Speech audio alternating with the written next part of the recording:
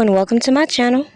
Go ahead, hit the like, hit the share, subscribe if you haven't already, and make sure your notifications are on all.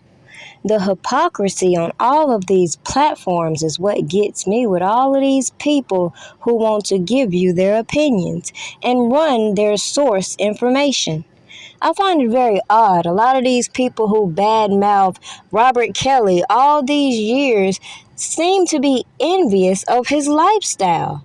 What's even more strange and perplexing is when I find out through my research, a lot of these janky ass people follow the teachings from individuals such as the polite that would shed light to the strange things that I've been pointing out about the industry as a whole that a lot of people wanted to direct solely at Robert Kelly. Now, in the beginning of my research, a lot of people felt like I talked in parables because they couldn't comprehend that as I'm speaking, my talking point is bigger than Robert Kelly. But when I start to bring out to you about this selective prosecution some of these prosecutors have, these janky ass deals behind the scenes with these politicians, and the malicious prosecution we've witnessed, it doesn't take a genius to recognize why we have seen this continuation of all these people involved with this railroading of Robert Kelly, getting on these platforms, backpedaling, incriminating one another, exposing each and every one of these accusers against Robert Kelly, passing around alleged evidence all over these platforms and even to mainstream media. And after all these individuals have put in all this work to help railroad Robert Kelly, they want to turn around and try to act like this savior in exposing their partial roles. But will they ever come on these platforms and tell the whole truth? That they let their personal feelings cloud their judgment, and all of this animosity they pumped up all these individuals following them to have toward this man clearly violated his rights, clearly broke the law trying to pursue this one individual. But again, let's see what Tasha K just put out, because as you can see, I pretty much predicted how this was going to turn, considering her key role in helping to put this man behind bars, something the slow people couldn't understand, as they felt like I would make them my commentary when I like to deal with the people putting the source information out there.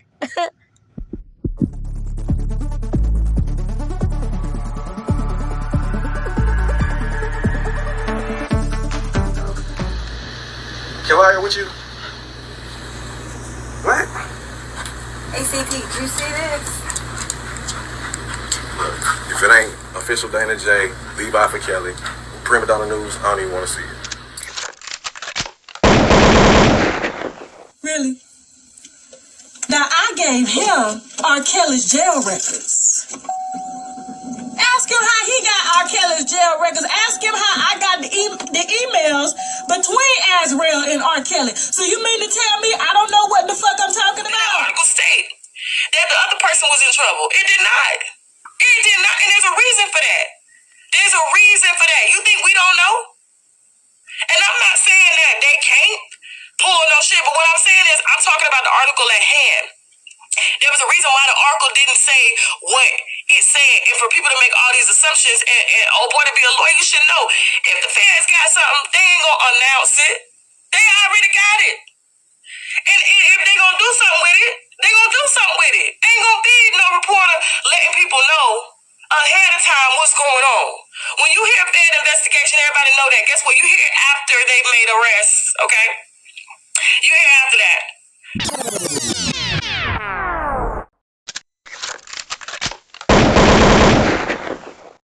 We did our job. We brought the information to the public. Surviving R. Kelly went off, we kept that shit going. We got bus drivers, we got police officers, we got assistants, we got friends, we got people to lie, we got the storage, we got motherfucking video, audio, we got the storage, we got motherfucking video, audio. You ever seen Azrael at my house? You ever seen parents at my house?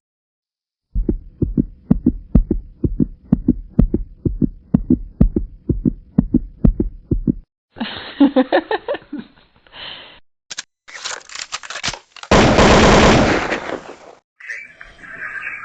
because I'm letting you know now. Well, I'll call you tomorrow. Okay, I did want to tell you, to switch the 90 days out, but when you do switch them out, I did have a lot of stuff to talk to you about, like really good stuff.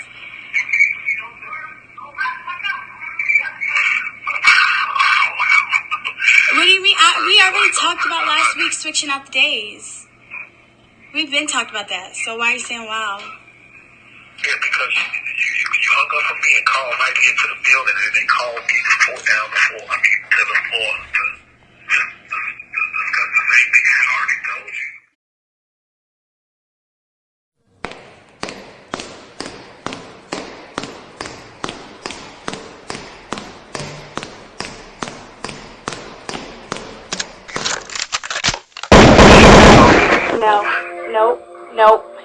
No. Don't say nothing to me. Don't say nothing to me.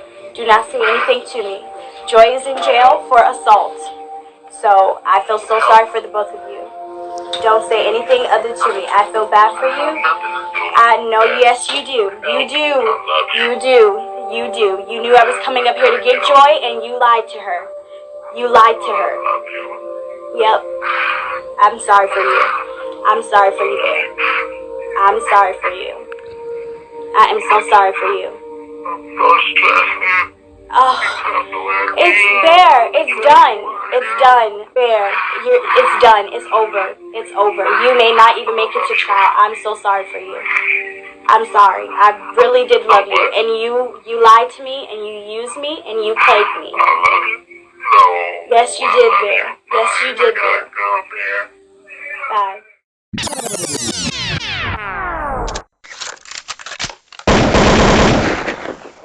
So when it comes to R. Kelly, I have to ask, the political factor in this is them being able to go after him during a very financial, vulnerable moment that he was in, when the world finally was up against it. Because you got to remember, when the first sex tape came out and he caught them charges, they had the whole world against them. But now that we did our stories, and then then Lifetime took our stories. Well, hold on. Lifetime ain't take shit.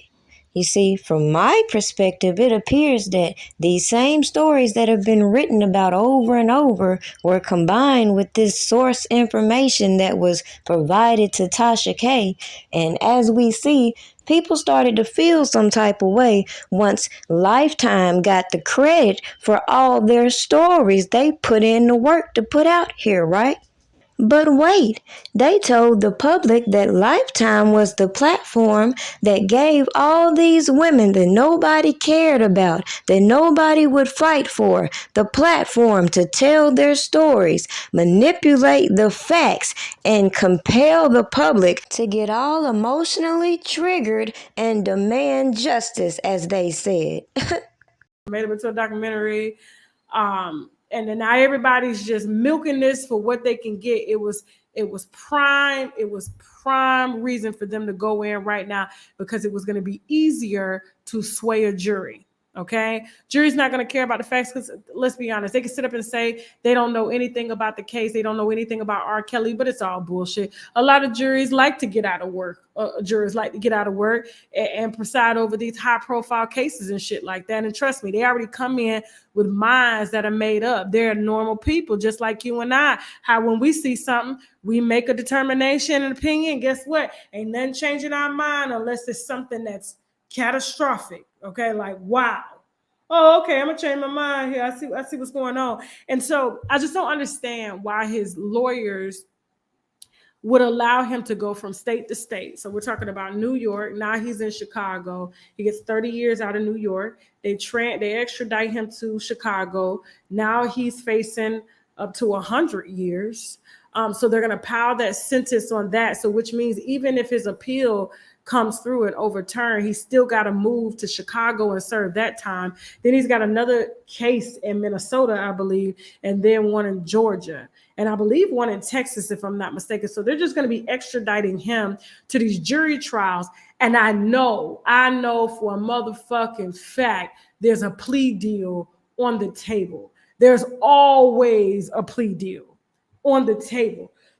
So why on earth would these lawyers allow him to go from state to state, knowing that he's out of money, knowing that he's out of resources, okay? Yes, he has royalty checks coming in and they're going to collect on those. They get to intercept those. Restitution gets to be paid from those. Court fees gets to be paid from those. And so to me, this seems like a systemic money grab. I was just talking to my husband about this. I said it's like they allow you to get rich in the United States, right? Only to figure out a way to take it back. Every Black entertainer that I know pretty much dies broke because the system takes back the money, assets, everything that they have worked for their whole lives through lawsuits, criminal suits, taxes, you name it. Okay, they're gonna figure out a way to get that motherfucking money back. If Michael Jackson dies broke, that should tell you something. I've noticed it's been systemic. Now, however, yes, R. Kelly should sit in jail, but at this point, it's overkill. The man is not gonna get out until he's over 80 years old, maybe 90 if he lives that long. So I just don't understand why his lawyers won't say, you know what, just throw in the towel, take the plea deal. We can negotiate some parole, negotiate that you register as a sex offender. So you don't have to serve 30 years. They say 30 years with the possibility of parole based on your good behavior. And we can call all these cases even because you can parole in each state. Why take them to jury trial and use excess funds? Don't let them testify. Let these people get up and continue to inflate stories. Let the media continue to convince these jurors that, this man does not belong on the street. And guess what? We get restitution for the victims. We get court costs. We get lawyer fees. And he serves a consecutive sentence along with another consecutive sentence. And it's like, it's not making sense at this point. It's not making sense. Listen, I'm not saying, R. Kelly deserves to be in fucking jail. I helped put him there. Listen. That's not what I'm saying. But what I'm saying is, why use resources when you know motherfucking well that this jury is going to convict you? And when they do, you are going to get years on years on years. The man is in his 50s. He's not getting out on the first sentence until he's over 80 years old. And then he goes to Chicago, per his lawyers, to take a jury trial in another case and gets more years popped up. Like, I just don't understand that. It's time to plea out at this point. Listen, we're not going to keep extraditing you across state lines. We can do the plea from here, let him sign, let him parole out on each and be done with that. But it's overkill at this point. Y'all hear this shit? So, as I've made a point throughout my content, this is what they have wanted all this time. Pile up all these accusations, make this man look like a mockery in the public's perspective, and expect him to take a plea as the average man would, considering he doesn't have the finances to fight these charges. However, if you feel like you're innocent, why should you succumb to public pressure in taking a plea deal instead of fighting to be vindicated? In the words of Jay-Z, I thought this was America, people. The fuck? Question was whether or not these women were over age. And once it was determined that they were of age when they met him, we faced a host of issues. And so, like Tim said, 3 years ago when they came in my office, after he called me, I first started to strategize, how can I help? Because legally there weren't too many options. But what we had to do was destroy the narrative that's been surrounding this individual and many cases like this, that these are women that no one cares for, that these are women that no one will fight for. And so we took a outside the box approach, and we started to destroy the narrative. We had to convince men and women across the country to believe what was going on.